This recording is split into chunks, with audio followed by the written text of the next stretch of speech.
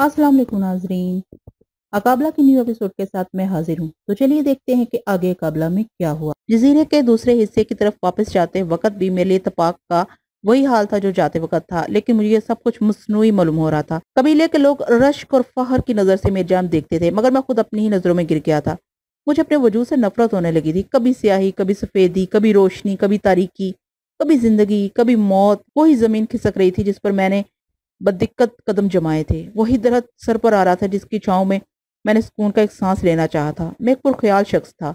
मेरी नजरें आने वाले वक्त के गिर्द ताना बाना बुनने की कुवत रखती थी। मैंने वापस चलते हुए रास्ते में अपने गिर्द आग की लपटें महसूस की। मुझे नकाहत के आलम सरंगा याद आया। शाम के करीब मैं अपने मकान पहुंच गया। मैंने सरिता से गुलाब का वो फूल मांगा जो एक पत्ते में इसके पास महफूज कर दिया गया था। गुलाब की पत्तियां मुरझा चुकी थी, लेकिन इनकी खुशबू बाकी थी।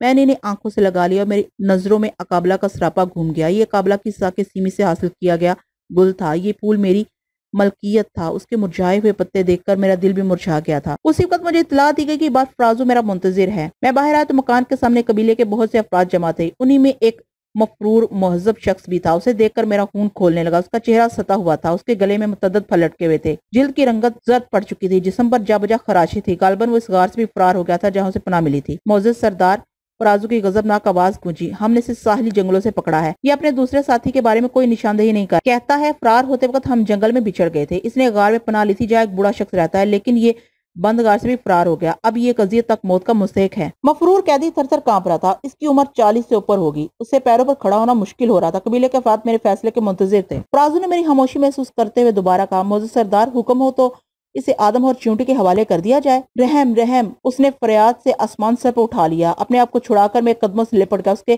उसके खुरदरे चेहरे की खाल मेरे पैर पर लगी और मैंने उसे हकीर कुत्ते की तरह अपने पैर चाटते देखा। मैंने उसके मुंह पर जोर से ठोकर मार दी और बिलबिलाता हुआ एक तरफ लुढ़क गया। फिर मेरी दूसरी ठोकर इतनी शिद्दत से पड़ी कि इसके मुंह से खून का फुवारा फूटा। उसका खून देखकर मुझे बर्दाश्त न हुआ। मैंने आगे बढ़कर फराजू के हाथ से वो असा ले लिया जो जंगली जानों को ताबे बनाने के लिए मखसूस था। कैदी कर्बनाक आवाज में चीखने लगा। इसकी खौफजदा आंखें हल्कों से उबली पड़ रही थी। मैंने पूरी शिद्दत से असा की मट इसके जिस्म पर बसानी शुरू कर दी। इसकी हर फरियाद पर, रहम की हर चीख पर मेरा हाथ तेज हो जाता। शायद मेरी समात मफलूज हो चुकी थी। इसकी आहबका मेरे कानों में नहीं पहुंच रही थी। शायद मैं अंधा हो गया था। मुझे इसके खून आलूद जिस्म के जख्म दिखाई नहीं दे रहे थे। इसकी खाल जगह जगह से उखड़ गई थी। मेरी वहशत शबाब पर थी। कबीले के बहुत से अफराद खौफजदा होकर वापस चले गए। फराजू भी कुछ नहीं बोला। मफरूर कैदी के जिस्म ने मजाहमत छोड़ दी थी। मैं इसकी सारी खाल जिस्म से अलहदा कर देता, मगर फराजू की आवाज ने मुझे चौंका दिया। मुझे सरदार, देवताओं की नवाजिशें तुम पर साए फिगर रहे, बस करो, अब इसका जिस्म नकारा हो चुका है। मैंने कहा, ठीक है, अब इसे समंदर की गर्म रेत में फिकवा दो ताकि तोरी पर उड़ने वाले परिंदे इसके गोश्त से लज्जत याब हों। ये कहकर मैंने नफरत से इसके उधड़े हुए जिस्म की तरफ देखा जो खून में रंग गया था, जिसकी रूह निकल चुकी थी। और अगर इसकी रूह अब तक इसके साथ थी तो वो इस शिकस्ता जिस्म का कब तक साथ दे सकती थी। जब जंगली परिंदे इस पर यलगार करेंगे तो इसकी रूह को अपना ये कालब खाली करना पड़ेगा। कबीले के चंद लोग जब इसका बिखरा हुआ जिस्म उठाने लगे तो मैं फराजू को वापस करके अपने कान में चला आया। मेरा सारा जिस्म पसीने में शराबूर था। यूं लग रहा था जैसे मसामात से शोले फूट रहे हों।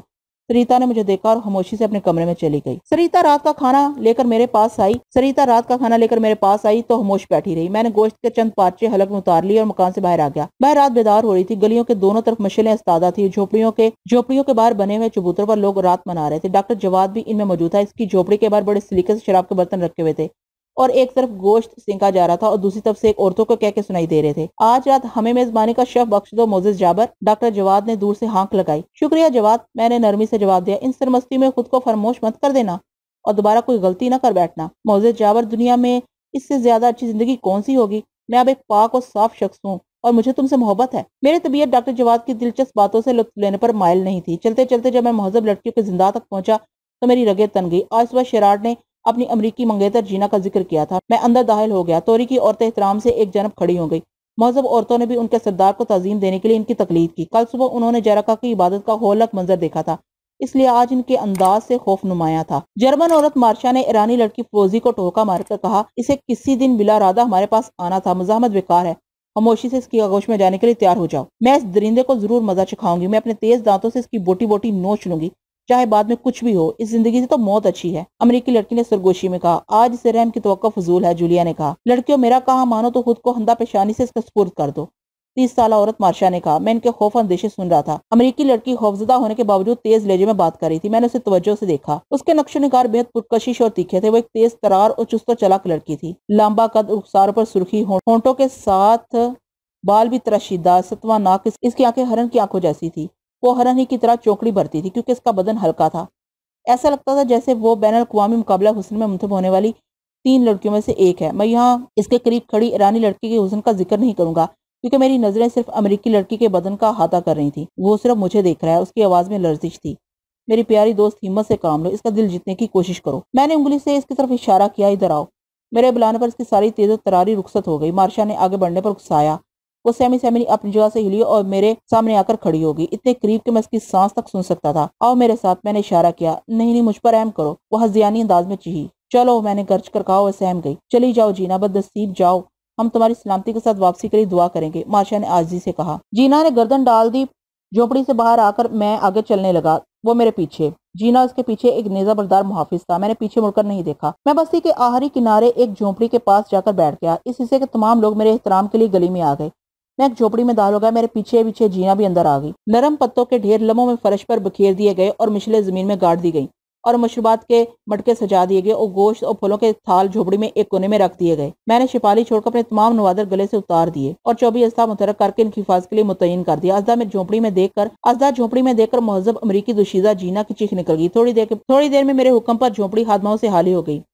میں نرم پتوں پر دراز ہو گیا اور ان نرم پتوں کے مقابلے میں گداز سے گداز قلین ہیج تھے۔ جینا کھڑی رہی اور لرزتی رہی۔ بیٹھ جاؤ، میں نے مقامی ہی زبان میں کہا۔ وہ کھڑی رہی۔ مجھے خیال ہے کہ اس مقامی زبان میں گفتگو نہیں ہو سکے گی، چنانچہ میں نے انگریزی میں کہا، سنو لڑکی، میں نے بھی کہنا شروع کیا تھا کہ اس کی آنکھیں پھٹ گئیں۔ تم نے سردار کا درجہ فضیلت دیکھ لی ہے، اپنا ذہن صاف کر لو۔ یہاں ایک ایسی سوسائٹی ہے جہاں عورتیں سردار اور چند برگزیدہ لوگوں کے سوا کسی کی ملکیت نہیں ہوتی۔ اپنے ماضی کے تمام سلسلے محو کر دو اور وہ ڈور کاٹ دو جو تمہارا رابطہ سمندر پار سے قائم کیے ہوئے ہے۔ نہ امریکی ہو، نہ برطانوی، نہ ایشیائی، نہ یورپی، تم صرف ایک دوشیزہ ہو جس کا کام توری کے باشندوں اور اس کے سردار کو خوش کرنا ہے۔ اسی میں تمہاری خوشی مضمر ہے۔ وہ انسانوں پر سماج کا ایک غیر فطری جبر ہے۔ آؤ میرے قریب آ جاؤ اور سردار کی رفاقت سے عزت و مرتبت حاصل کرو۔ اس سے جیسے سکتہ ہو گیا تھا۔ وہ حیرانی سے میری فصیح اور بلیغ انگریزی سنتی رہی۔ میرے خدا، وہ کانوں پر ہاتھ رکھ کر بولی، تم کون ہو؟ میں نے تمہیں جو حکم دیا ہے اس پر عمل کرو۔ وہ تیزی کے ساتھ پلٹ کر مٹکے سے مشروب انڈیل لائی اور جب میرے قریب آئی تو میں نے اس کا ہاتھ کھینچ لیا۔ مجھے انگریزی میں مہاتت دیکھ کر اسے کچھ ڈھارسی ہو گئی تھی۔ اب وہ بہتر انداز میں مجھ سے رحمت کی بھیک مانگ سکتی تھی اور گڑگڑا سکتی تھی۔ رحم؟ کس بات پر رحم؟ تمہیں زندہ تو نہیں جلا رہا ہوں، میں اپنی عصمت کی بھیک مانگتی ہوں، وہ عاجزی سے بولی۔ عصمت؟ امریکی لڑکی کے منہ سے یہ بات اچھی نہیں لگتی۔ یہاں عصمت کا کوئی تصور نہیں ہے، تم تاریخ براعظم میں ہو۔ میں اس نوجوان سے منسوب ہوں جسے زندگی بخش دی گئی ہے، وہ میرا منگیتر ہے، وہ میرے بغیر نہیں رہ سکتا۔ اس کے اعصاب پر ایک اور عورت سوار ہے۔ تم جھوٹ کہتے ہو، وہ تیز سے بولی، پھر ایک دم نرم پڑ گئی۔ مجھے افسوس ہے کہ ہم نے لا علمی میں تمہارے خلاف نہ جانے کیا کیا گستاخیاں کی ہیں، میں معذرت خواہ ہوں۔ میں ایک درندہ ہوں، میں نے ہنستے ہوئے کہا، مجھے افسوس ہے، اور تم ایک خوبصورت ہرنی ہو، تم میرا شکار ہو۔ میں نے اس کے ہاتھوں کا بوسہ لیتے ہوئے کہا۔ میرے اس اقدام پر وہ برہم ہو گئی اور مچلنے لگی۔ میں اس کی منگیتر ہوں، خدا کے لیے مجھے چھوڑ دو۔ منگیتر؟ اے ہوئے چشم، ہوئے بدن، یہاں کوئی کسی سے وابستہ نہیں ہے۔ مجھے دیکھ کیا میں اپنے چہرے کا رنگ چھڑاؤں اور اپنی جلد کی اصل رنگت دکھاؤں کہ میں کون ہوں، کیا ہو گیا ہوں؟ نرمی سے بات کرو اور گداز پیدا کرو۔ میں ایک سردار ہوں، اس درجے پر کسی برتری ہی کے سبب پہنچا ہوں۔ میں تم سے آخری بار کہتا ہوں کہ سردار جابر بن یوسف الباقر کا احترام کرنے کی عادت ڈالو اور شگفتگی سے گفتگو کرو۔ امریکی لڑکی ہنسی ذہین نکلی۔ اس نے اپنا ہاتھ چھڑانے کی کوشش ترک کر دی۔ شاید اسے میرے عزم کا یقین ہو گیا تھا۔ اس نے مشروب میرے ہاتھ سے چھین کر گٹاگٹ پی لیا اور بولی، تم نے میری زبان میں گفتگو کر کے مجھے کچھ جرات کرنے کی ترغیب دی ہے۔ میں تمہارے شکنجے میں ہوں اور تم سے کسی روایت کی توقع بیکار ہے۔ اب میری سمجھ میں یہ بات آتی ہے کہ ہمارے ساتھ اتنا سلوک بھی کیوں کیا گیا، یقیناً تمہاری وجہ سے ہوا ہوگا، ورنہ یہ درندے پہلے ہی دن ہماری بوٹیاں نوچ لیتے۔ میں نے تمہارے ساتھ کوئی سلوک نہیں کیا، میں نے تیز سے کہا، یہ تمہارا خیال ہے۔ بہرحال اب تم نے خود ہی سپر ڈال دی ہے تو میں تمہیں کچھ دل نشی باتیں کرنے کی اجازت دیتا ہوں۔ آؤ میری آغوش میں آ جاؤ۔ اب شرارت سے تمہارا کوئی رشتہ نہیں ہے، طاقت سب سے بڑا رشتہ ہے۔ لیکن اگر تم مجھے ایک پسندیدہ آدمی کی نظر سے دیکھنا چاہو تو تمہیں نقصان کا کوئی احساس نہیں ہوگا۔ میں نے شہزادوں کی سی زندگی بسر کی ہے۔ میں بیروت جیسے بڑے شہر کے کلبوں کا ایک مقبول شخص تھا۔ میں نے آکسفورڈ میں تعلیم پائی ہے۔ میں شخصیت، علم و وجاہت میں سب سے یکتا تھا۔ ایک برطانوی لڑکی فلورا میری محبوبہ تھی۔ جب میں بالکل تمہاری طرح یہاں آیا تھا تو اسے توری کے ایک سردار نے اپنے قبضے میں کر لیا تھا اور اس نے مجھے ٹھکرا دیا تھا کیونکہ میں ایک کمزور شخص تھا۔ رفتہ رفتہ میں نے طاقت حاصل کی اور میں نے توری کے دونوں قبیلوں کی سرداری حاصل کر لی۔ فلورا آج کل جزیرہ بیرناز کے سردار کے پاس ہے۔ ہم 5 آدمی زندہ رہ گئے، وہ بھی اس وجہ سے کہ ہم نے کسی اکراہ کے بغیر یہاں کی زندگی جو کی توں قبول کر لی تھی۔ یہاں آنے کے راستے بہت سے ہیں اور جانے کا کوئی راستہ نہیں، سمجھی نازک دوشیزہ؟ میں یہ باتیں اسے کہنا چاہتا تھا، حالانکہ مجھے ان کے کہنے کی ضرورت نہیں تھی۔ غالباً اس کی وجہ یہ تھی کہ میں شرارٹ کے مقابلے میں اسے محبت سے جیتنا چاہتا تھا۔ میری اداس گفتگو نے اس پر گہرا اثر کیا۔ وہ مجھ سے طرح طرح کے سوالات کرتی رہی۔ میں ایسے جوابات دیتا رہا جو جزیرہ توری میں رہ کر دیے جا سکتے تھے۔ تم خوب زندہ رہے، وہ افسردگی سے بولی۔ تم میری قدرت میں ہو۔ میں نے کہا شیراٹ کو بھول جاؤ، تمہاری ردات نے مجھے متاثر کیا ہے۔ وہ گنودہ لہجے میں بولی، شیراٹ تو اب ایک خواب معلوم ہوتا ہے۔ اس نے اپنے لیے توری کی ایک دوشیزہ پسند کر لی ہے۔ میں اسے صبح ملا تھا۔ کیسا ہے وہ تم سے زیادہ ذہین ہے۔ اس نے بہت جلد ماحول سے مفاہمت کر لی۔ کیا وہ میرا ذکر کر رہا تھا؟ ہاں، اس نے تمہیں مانگا تھا۔ اچھا، پھر تم نے کیا جواب دیا؟ میں نے اسے ڈانٹ دیا۔ کیوں؟ تم مجھے اس کے حوالے کر سکتے تھے، یہ کوئی غلط بات نہ ہوتی، تمہیں اس کا اختیار تھا۔ وہ میری آغوش سے نکل گئی، پھر اس نے اپنا چہرہ میرے سامنے کر لیا۔ میں نے تمہیں دیکھ لیا تھا، مجھے معلوم تھا کہ میرے نائبین زارہ میں فرازوں میں سے کوئی بھی تمہیں اس سے کسی وقت بھی مانگ سکتا ہے، اسے بہرحال میں تمہیں آریتن یا مستقل طور پر دینا پڑتا۔ میں نے سوچا کہ میں خود ہی تمہارے شباب سے خود کیوں نہ اٹھاؤں، اور بہتر ہے کہ تم تقسیم ہونے کے بجائے صرف ایک مرد کے تصرف میں رہو، کیونکہ تمہیں حاصل کرنے کے لیے کسی کو مجھ سے مقابلہ نہیں کرنا پڑے گا۔ دور و نزدیک ایسا کوئی فرد نہیں ہے جو جابر بن یوسف کا ہمسر ہو سکے۔ میں نے جواز تلاش کر لیا تھا جو بڑا کارگر ثابت ہوا۔ وہ موم کی طرح نرم پڑ گئی۔ کیا یہ ضروری ہے کہ ہم آج ہی ایک دوسرے سے ذہنی اور جسمانی طور پر وابستہ ہو جائیں؟ اس نے خلاف توقع سوال کیا۔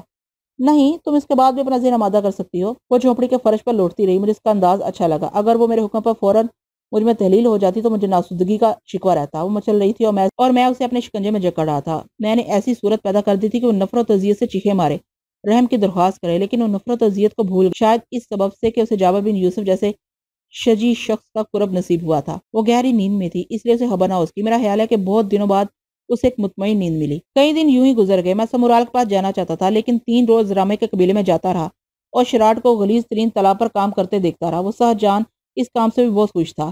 اس نے کئی بار مجھ سے بات کرنا چاہی۔ میں نے رسمی طور پر اسے کلام کیا اور اسے ساحل سمندر پر مچھلیاں پکڑنے والے گروہ میں شامل کر دیا۔ پھر میرا رخ سمندر کی طرف ہو گیا۔ میں نے دیکھا کہ اس نے جلد ہی مچھیروں میں مقبولیت حاصل کر لی ہے اور ایک طرح سے ان کا سربراہ بن گیا ہے۔ میں نے توری میں بننے والی مزید گلیوں اور جھونپڑی کی تعمیر کے کام پر اسے لگا دیا۔ وہ ہندا بشانی سے پتھر ڈھوتا اور تعمیر کرتا رہا۔ اس نے تعمیر آسان کر دی اور مختلف قسم کی گاڑیاں بنا کر توری کے لوگوں کو حیرت زدہ کر دیا۔ آخر میں مجھے اپنے فیصلے پر نظر ثانی کرنی پڑی۔ میں نے ذرا کو حکم دیا کہ اس سے کوئی کام نہ لیا جائے، عورتیں اور مشروبات اس کی خدمت میں پیش کیے جائیں۔ وہ دن بھر سرمست رہنے لگا۔ اتنے دنوں کی تکان کے بعد اس نے خوب پی لی۔ اسے توری کی اعلیٰ درجے کی لڑکیاں پیش کی جانے لگیں۔ اس کی جھونپڑی پر عورتوں کا ہجوم رہنے لگا۔ اس نے باہر نکلنا کم کر دیا اور اپنی جھونپڑی میں ہی عیش و نشاط میں گم رہنے لگا۔ میں اس کی طرف سے کسی قدر مطمئن ہو گیا۔ ایک دن میں نے دیکھا کہ اور زیادہ صحت مند ہو گیا اور اس کے گالوں پر سرخی دوڑنے لگی ہے۔ کبھی کبھی میرا اس کا سامنا ہو جاتا تو وہ جینا کے بارے میں پوچھتا اور میری فیاضیوں کے سلسلے میں ممنونیت کا اظہار کرتا۔ وہ ہر بار کوئی خدمت تفویض کرنے کے لیے اصرار کرتا اور میں کہتا ابھی تمہاری عمر ہوشہ چینی کی ہے، جھوم جانے کی ہے، تھرکنے کی ہے، سرشار ہونے کی ہے۔ کام کا وقت آئے گا تو تمہیں کام بھی سونپا جائے گا۔ میں نے توجہ کی لگام ہر طرف سے کھینچ کر سمورال کی قیامگاہ کی طرف موڑ دی۔ اور یہ بھی نہیں تو بوڑھا سرنگا جو نجات کے لیے عجیب و غریب پرسرار اعمال میں مصروف ہے، ضرور کوئی ہنگامہ برپا کرے گا۔ میں بھی سہارانہ علوم سیکھ کر اپنے محسن سرنگا کی اعانت کروں گا۔ شیراٹ کی قبیلے میں عزت ہے کیونکہ اسے جارا کاکا کی روح نے امان دی۔ ذرا میں کہتا تھا کہ شیراٹ حیرت انگیز صلاحیتوں کا مالک ہے۔ اس نے بہت جلد مقامی زبان میں مہارت پیدا کر لی اور قبیلے کے رسم و رواج اپنا لیے ہیں۔ وہ اس سے متاثر تھے اس لیے کہ جارا کاکا کی روح اس کی حفاظت کے لیے آئی تھی۔ اگر شیراٹ پر دیوتا مہربان تھے تو مجھے اپنے بارے میں کیوں فکر تھی؟ میں خود سے شکوہ کرنے لگا۔ کیا مجھے جزیرہ توری کے اقتدار سے دلچسپی تھی؟ نہیں، میں بارہا اس کی نفی کر چکا ہوں۔ میں تو صرف اس کا طالب تھا جس کا التفات دنیا بھر کے اقتدار سے زیادہ کشش انگیز ہے۔ مجھے سرنگا کے فرار کے منصوبے پر یقین نہیں تھا، لیکن اقابلہ کے عدم التفات کے بعد فرار کا خواب بھی اس کا شرمندہ تعبیر ہو سکتا تھا جب میں توانا اور ممتاز شخص بن کر تاریکی براعظم میں ابھروں۔ سمورال نے مجھے دلچسپی کی نظر سے دیکھا۔ میں نے اپنی غیر حاضری کی معذرت چاہتے ہوئے کہا، مقدس خان، تم اپنے طلسمی کڑاؤ میں میری مصروفیات دیکھ لیتے ہو گئے۔ میں گزشتہ دنوں اپنی ذہنی الجھنوں میں گرفتار رہا۔ اب میں تمہارے پاس تربیت کی تجدید کے لیے آیا ہوں۔ اس نے اپنے احساس سے دیواریں ٹھوکی، پھر طلسمی صفوف آگ میں ڈال کر فضا قہر آلود کرتے ہوئے بولا، کیا تم اپنے جذبے کو کچھ عرصے کے لیے غار سے باہر چھوڑ کر آئے ہو؟ ہاں، تعلیم بجائے خود ایک ضبط ہے۔ تربیت کا زمانہ اعلیٰ قسم کے جذبوں کی تسکین کا راستہ ہے۔ راستے میں تسکین نہیں ہوتی، وہ تو منزل پر پہنچنے کے بعد ہی ممکن ہوتی ہے۔ تم نے گزشتہ ملاقات میں کہا تھا کہ تم اسے ایک رسمی عہد لینا چاہتے ہو۔ میں جارا کاکا کی روح کو درمیان میں لاتا ہوں۔ مگر تم یہ کیوں چاہتے ہو؟ تم اب بھی ایک ممتاز شخص ہو۔ یہ سمورال بہت عجیب ہے مقدس خان۔ یہ سوال بہت عجیب ہے مقدس خان۔ کیا مجھے پھر سے داستان دہرانی پڑے گی؟ کیا تم نے ایک بار نہیں کہا تھا کہ تم میرے ماتھے پر اور ہاتھوں میں حیرت انگیز لکیریں دیکھ رہے ہو؟ کیا میں نے تم سے نہیں کہا تھا کہ میں اس کی رفاقت کے لیے مشکل منزلیں سر کرنا چاہتا ہوں؟ اور تم نے مجھے یہ نہیں کہا تھا کہ تم مجھے تربیت دو گے تاکہ میں تمہارا ایک لائق شاگرد بن کر سامنے آؤں؟ میں نے تم سے اطاعت کا وعدہ کیا تھا، کیا مجھے ہر بات دہرانی پڑے گی؟ وہ خاموش رہا۔ اس نے جارا کاکا کی کھوپڑی میرے اور اپنے درمیان میں رکھ لی۔ پھر کوئی طلسمی عمل پڑنے لگا۔ یہ کمرے میں لٹکے اور تمام نوادر متحرک ہو گئے اور سمورال نے طلسمی کڑاؤ کے لیے جلتی ہوئی آگ ایک برتن میں ڈال دی۔ آگ کے شعلے تیز سے بھڑک اٹھے۔ سمورال نے مجھ سے شپالی گلے سے علیحدہ کرنے کو کہا۔ میں نے تعمیل کی۔ پھر جارا کاکا کی کھوپڑی میرے اور اپنے ہاتھوں میں رکھ کر اس نے ہاتھ شعلوں پر رکھ دیا۔ میرے ہاتھ کی چربی جلنے لگی، حالانکہ میں زاراشی کے صحرا میں برسوں دہکتے تنور کے سامنے بیٹھا رہا تھا اور آگ میں بے خطر ہاتھ ڈال دیا کرتا تھا۔ ہم دونوں کے ہاتھ جلنے کے سبب سے شدید بے چینی پیدا ہو گئی تھی۔ میں نے کوئی چیخ بلند نہیں کی اور ناقابل برداشت اذیت میں اپنی آنکھیں کھلی رکھی اور سمورال کی آنکھوں میں آنکھیں ڈال کر اسے اطاعت کا عہد دہرانے لگا۔ جارا کاکا کی کھوپڑی ہمارے جلتے ہوئے ہاتھوں کے اوپر تھی اور ہم اسے بمشکل تمام سنبھالے ہوئے تھے۔ تھوڑی دیر میں یہ آگ سرد ہوگی۔ سمورال نے دوسرے ہاتھ سے کھوپڑی اٹھا لی۔ میرا سارا ہاتھ جل چکا تھا اور چربی بہہ رہی تھی۔ شدید جلن اور سوزش سے برا حال تھا، لیکن میں نے سمورال پر اپنی کسی کیفیت کا اظہار نہیں ہونے دیا۔ یہی حال سمورال کا تھا۔ اس نے بھی زبردست برداشت کا ثبوت دیا۔ جسم کی مشقت اقبال مندی کے لیے لازم ہے۔ سمورال مجھ سے دور ہٹتے ہوئے بولا، اگر تم نے یہی وتیرہ جاری رکھا تو تمہارا شمار برگزیدہ لوگوں میں کیا جائے گا۔ تم نے عہد کیا ہے، عہد توڑنے کی سزا کا فیصلہ جارا کاکا کی روح کرے گی۔ عہد کی پاسداری بھی اقبال مندی کے لیے شرط ہے۔ میں نے جوش سے کہا، مقدس کہان، تم مجھ پر جمرال کی طرح اعتماد کر سکتے ہو۔ تمہیں ایک طویل مدت تک خود کو اپنے آپ سے علیحدہ کرنا ہوگا۔ یہ مدت تم جتنی دراز کرتے جاؤ گے اتنا ہی اس کا دل نرم کرو گے۔ لیکن میں ساری عمر غاروں میں گزارنا نہیں چاہتا۔ میں ایک خاص مدت کے بعد یہ سلسلہ منقطع کر دوں گا تاکہ باقی دن اس کی یاد کے سائے میں بسر کروں، جو سب سے لذت بخش کام ہے۔ میرا جلتا ہوا ہاتھ سمورال نے ایک برتن میں بھگو دیا اور سوزش میں خاصی کمی آ گئی۔ ہم دونوں غار سے باہر نکلے اور جنگل گھومتے ہوئے اس غار تک پہنچ گئے جو میں نے دریافت کیا تھا۔ بوڑھے زاہد نے صحرائے زراشی جانے کی تیاری کر لی تھی، مگر تمہارے پاس شپالی دے کر اس کی نیت بدل گئی اور اس نے بدنیتی کا پھل پایا، ورنہ تم کبھی اس غار سے باہر نہیں آ سکتے تھے۔ سمورال نے غار میں داخل ہوتے ہوئے کہا، یہاں بے شمار نوادر ہیں جو اس نے طویل مدت میں جمع کیے تھے، لیکن اب وہ تمہاری ملکیت ہیں۔ ہماری ملکیت کا مقدس کہان، تم مجھے خود سے علیحدہ تصور نہ کرو۔ اگر باہمی اعتماد قائم نہ رہا تو کبھی میں تمہارا عمدہ شاگرد اور تم کبھی میرے عمدہ استاد نہیں رہو گے، میں نے کہا۔ درمیانی حصے میں پہنچنے کے بعد شپالی کی روشنی میں مجھے سمورال بائیں طرف ایک کمرے میں لے گیا جو بوڑھے ساحر کی عبادت گاہ کے طور پر استعمال ہوتا تھا۔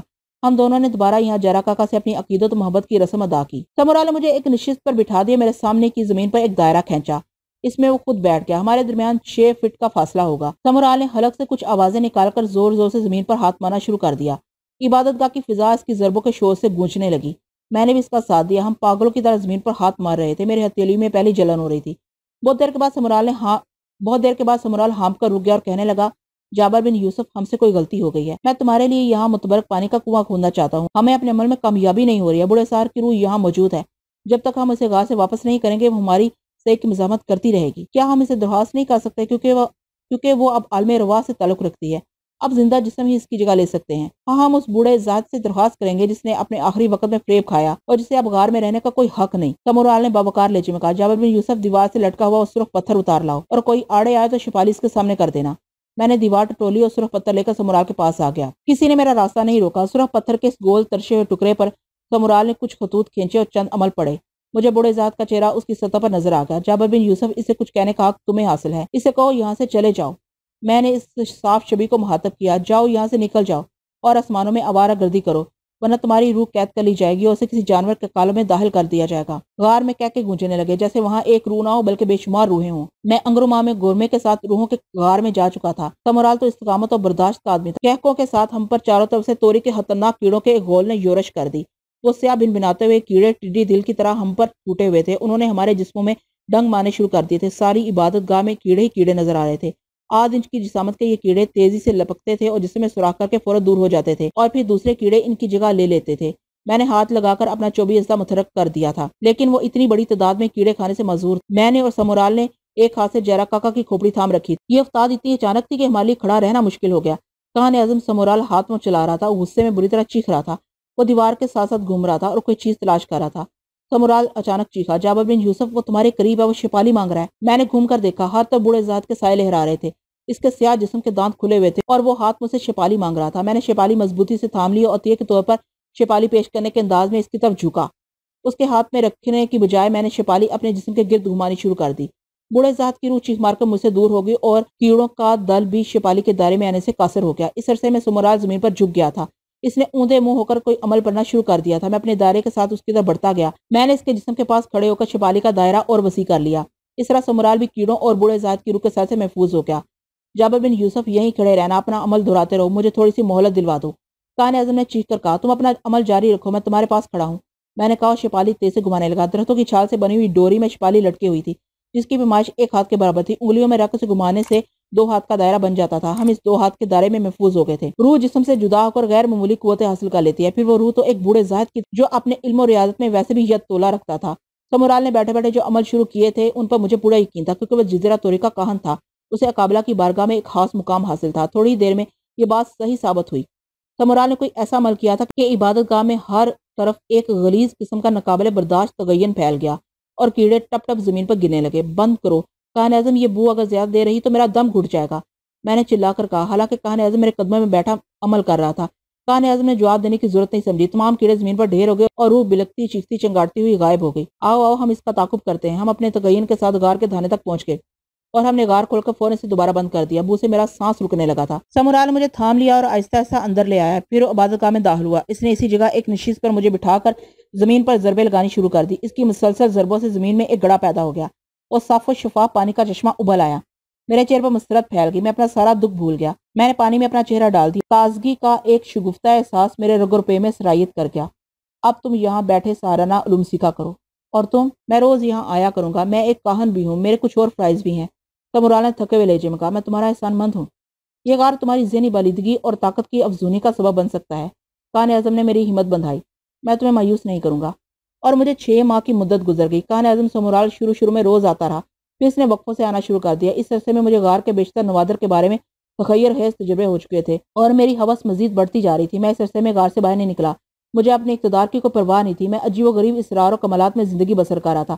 ایک دن جب میں خانقاہ کے مختلف طلسمی آلات متحرک کر رہا تھا اور سیر پھونک رہا تھا، میری خانقاہ میں خوشبو کا ایک لطیف جھونکا در آیا۔ میں نے نظر اٹھا کر دیکھا، میں یقین سے کہہ سکتا ہوں کہ وہ سرنگا کی دیوی تھی۔ میری نبض کی رفتار تیز ہو گئی۔ پہلے میرا گمان تھا کہ وہ سرنگا کی دیوی ہو سکتی ہے، اسی کے بدن سے ایسی خوشبو پھوٹتی ہے۔ پھر جب اس کا حوالہ واضح ہوا اور مجھے اس تاریکی میں روشنی کا ایک حالہ نظر آیا تو میری آنکھوں کو یقین آ گیا کہ وہ سرنگا کی دیوی ہی تھی، وہی دیوی جس نے مجھے انگروما میں طویل قید سے نجات دلائی تھی اور مختلف مشکلات میں میری رہبری کی تھی۔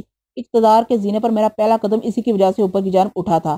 میری محویت ٹوٹ گئی اور میں نے سحرکاری بند کر دی، اٹھ کر کھڑا ہو گیا۔ دیوی کے چہرے پر بلا کی معصومیت تھی، مگر اس کی آنکھوں میں ایک پرجلال چمک اور جھیل جیسی گہرائی موجود تھی۔ میں حیرت زدہ کھڑا تھا۔ دیوی کی آمد بے سبب نہیں ہو سکتی تھی، یقیناً وہ کسی خاص مقصد سے میرے پاس آئی ہوگی۔ ساتھ ہی میرے ذہن میں خطرے سر ابھارنے لگے۔ کشمکش کے ان سانحوں کا طلسم میں نہیں توڑا۔ میں نے دھڑکتے دل سے اسے مخاطب کیا، اے محترم عورت، تیرا ظہور ہمیشہ میرے لیے وجہ تسکین ثابت ہوا ہے۔ کیا مجھے اس لمحے رہنمائی کی ضرورت ہے؟ یقیناً تیری آمد کسی سبب سے ہے۔ دیوی نے ایک خاص انداز سے اپنے سر کو جنبش دی اور مجھے اشاروں میں حکم دیا کہ میں اس کے پیچھے چلوں۔ میں سمجھ گیا کہ مجھے غار سے باہر نکالے جانے کے لیے آئی ہے۔ میں یہاں سے بھی جانا نہیں چاہتا تھا۔ اس کے اشارے پر میں اس کی صورت دیکھتا رہ گیا۔ چند لمحوں میں کئی وسوسے ذہن میں آ کر گزر گئے۔ میں نے نہایت عاجزی سے کہا، اے مقدس دیوی، تیری خواہش کا احترام مجھ پر فرض ہے، لیکن میری روح ابھی ناسودہ ہے۔ تجھے معلوم ہے میں اس ویرانے میں کیوں دل لگائے ہوئے ہوں اور کس منظر کی تلاش میں سر کھپا رہا ہوں۔ ابھی کچھ اسرار میری نظر سے پوشیدہ ہیں۔ میں اپنی تشنگیاں بجھانے کا خواہش مند ہوں۔ چند مرحلے باقی رہ گئے ہیں۔ یقین کر یہاں کے اندھیرے میری زندگی کے لیے روشنیوں کی نوید ہے۔ میں یہاں سے مسلح ہو کر واپس جانا چاہتا ہوں۔ دیوی نے میرا جواب سنا تو اس کے چہرے پر سختی نمودار ہو گئی۔ اس نے ایسی نظر سے مجھے دیکھا جو میرے جسم کے پار ہو گئی۔ میں اس کی نظر کی تاب نہ لا سکا۔ دیوی مجھے ہم کلامی کا شرف بخش تاکہ غار چھوڑنے کے بارے میں تیری منشا کی وضاحت ہو سکے۔ یہ میں اس لیے پوچھنا چاہتا ہوں کہ باہر کے جھمیلوں میں پڑھ کر دوبارہ مجھے شاید اس غار کی طرف واپسی کا موقع نہ مل سکے۔ میں یہاں بہت سکون سے ہوں۔ دیوی کی ایما کے خلاف میرا یہ انداز تہاطب گستاخی پر مبنی تھا۔ وہ برہم ہونے لگی، قریب تھا کہ وہ چلی جاتی۔ میں نے اس کے چہرے پر بہت سے جوابات پڑھ لیے تھے۔ دیوی کے تراشیدہ لب واہ ہوئے، جیسے وہ مجھ سے کہہ رہی ہو۔ اس کی آواز میرے کانوں میں نہیں آئی، لیکن میں نے قیاس کیا جیسے اس کے منہ سے یہ الفاظ ادا ہو رہے ہوں، بحث مت کرو اور وقت ضائع نہ کر، میرے ساتھ چل۔ میں انگروما جیسے پرسرار خطے سے بھی دیوی کے حکم پر واپس آ گیا تھا۔ کاش میں وہاں کچھ اور وقت قیام کرتا تو میری فضیلتوں میں بے پناہ اضافہ ہوتا۔ گورمے مجھ پر مہربان تھا۔ میں نے دوبارہ تامل کیا اور دیوی قہر کی ایک نگاہ میرے سینے میں چبوتی ہوئی فوراً حیولے میں تبدیل ہوئی اور ایک پل میں میری نظروں کے سامنے سے غائب ہو گئی۔ میں نے ارد گرد آوازیں دی۔ اس کے جانے کے بعد مجھ پر پشیمانی کا دورہ پڑا اور میں نے غار کے در و دیوار کے نوادر پر ایک حسرتناک اب میرا وہاں رکنا دانش مندی کے خلاف تھا۔ دیوی ناراض ہو کر واپس چلی گئی تھی۔ باہر آ کر میں نے غار کا دھانا جھاڑ جنگار سے بند کر دیا تاکہ اس پر کسی کی نظر نہ پڑے۔ پھر مزمل احساسات کے ساتھ جنگل عبور کرتا آبادی میں داخل ہو گیا۔ میرے قدم تیز تیز چل رہے تھے۔ آسمان گھنے جنگل کی اور سے کہیں کہیں نظر آ جاتا تھا۔ سرد ہوا کے جھونکوں نے مجھے کسی قدر سکون پہنچایا۔ میرا ذہن بڑا پراگندہ تھا۔ دیوی نے غار میں اچانک میرے استغراق میں مخل ہو کر مجھے ہلجان میں مبتلا کر دیا تھا۔ اب میرا رخ سرنگا کے غار کی جانب ہونا چاہیے تھا ہونا چاہیے تھا تاکہ میں پیش آنے والے واقعات کے بارے میں کچھ جان سکوں، لیکن میرے بڑھتے ہوئے قدم رک گئے تھے۔ میں بستی کی جانب مڑ گیا تھا۔ دیوی جس بات کے لیے آئی تھی وہ یقیناً بستی سے متعلق ہوگی۔ میرے پیچھے بہت سے واقعات رونما ہو سکتے تھے۔ مجھے وہ واقعات جاننے کی اتنی شدت سے خواہش تھی کہ میں آبادی کی طرف نکل گیا۔ میں کوئی بچھڑا ہوا طوفان تھا جو بستی کی جانب بڑھا تھا۔ کوئی 6 یا 7 ماہ کی روپوشی کے بعد قبیلے کے لوگوں نے مجھے دیکھا تو احتراماً زمین سے چپکتے گئے۔ میری آمد کے سلسلے میں اس جانب سے اس جانب تک چوبی باجے بجنے لگے۔ اگر کوئی اہم واقعہ رونما ہوا تھا تو گزشتہ عشرے کے درمیان ہوا تھا، کیونکہ سمورال ایک عشرے سے بوڑھے ذات کے غار میں میرے پاس نہیں آیا تھا۔ میری گردن تنی ہوئی تھی اور میں دائیں بائیں دیکھے بغیر افتخار کے ساتھ غصے اور جلال کے ساتھ اپنے قبیلے کی طرف قدم بڑھا رہا تھا۔ فرازو مجھے دیکھ کر پیٹ کے بال زمین پر لیٹ گیا۔ اس نے اپنا سر زمین پر رکھ کر میری برتری کا اعتراف کیا، لیکن اس وقت میں رسمی باتوں کے لیے تیار نہیں تھا۔ میں اسے ساتھ لیے مکان کی طرف آیا جہاں سریتا پرتباک نظر سے خیر مقدم کے لیے تیار کھڑی تھی۔ اس کے ساتھ اس کی ہاتھمائیں بھی تھی۔ میرے جسم پر بال ہی بال تھے۔ میرے ساتھ ہی مکان میں سب لوگ داخل ہو گئے اور سریتا نے میری وحشت محسوس کر کے مجھے ایک مشروب پیش کیا۔ میں نے اس کے سامنے فرازو سے پوچھا، کیوں اے جزیرہ توری کے جلیل القدر سردار جابر بن یوسف کے نائب، کیا کسی جزیرے سے کوئی بدبخت جابر بن یوسف کو مسند سے اتارنے کے لیے ادھر آیا ہے؟ نہیں معزز سردار، فرازو نے مؤدب جواب دیا۔ تاریخ براعظم میں اب کسی کو یہ حوصلہ نہیں کہ وہ توری کے اس بلند قامت سردار کی طرف آنکھ اٹھا کر دیکھے۔ میری عدم موجودگی میں کوئی خاص واقعہ پیش آیا ہے؟ نہیں، فرازو نے حیران کن لہجے میں جواب دیا۔ قبیلے کی زندگی پرسکون رہی؟ ہاں، وہ لڑکیاں سردار کے وصال کی منتظر ہیں جو اس عرصے میں بلوغ کی منزل پر پہنچ گئی ہیں۔ میرا سخت لہجہ نرم ہو گیا۔ بازار قبیلے میں کوئی تبدیلی نہیں آئی تھی، پھر دیوی نے اس تاریخ غار میں آنے کی زحمت کیوں کی تھی؟